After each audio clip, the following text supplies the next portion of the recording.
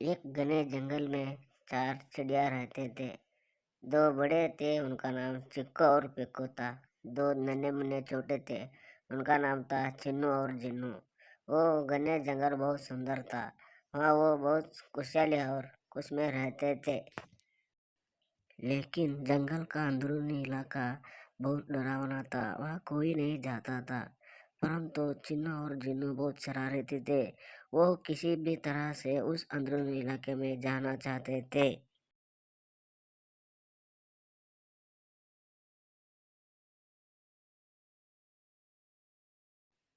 कुछ देर बाद टिक्का और पिक्कू दोनों सो जाते हैं।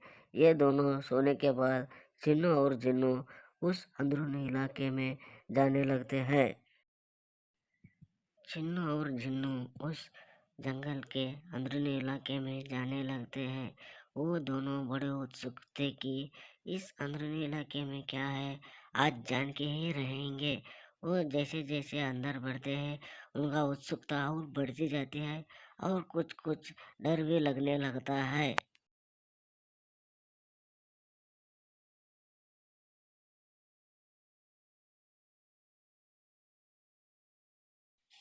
आखिर में चिन्नू और जिन्नू दोनों उस अंदरूनी इलाके में पहुंच जाते हैं।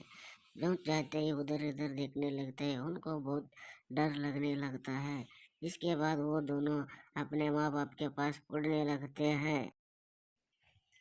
चिन्नू और जिन्नू वापस अपने घर लौटने लगते हैं। वो बहुत भयभीत थे, क्योंकि उस अंदरूनी इलाके में जाके उनको बहुत डर लगने लगा था।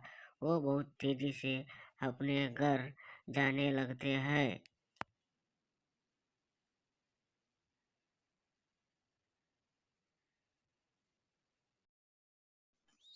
तुम दोनों कहाँ गए थे? हम तुम्हें पूरे जंगल में ढूंढ ढूंढ के परेशान हो गए थे। किधर गए थे तुम?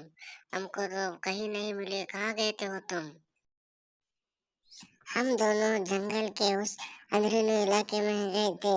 हम दोनों उस जगह पे बहुत भयभीत होके वापस आए। हम फिर कभी आपके बात टाल के कहीं नहीं जाएंगे।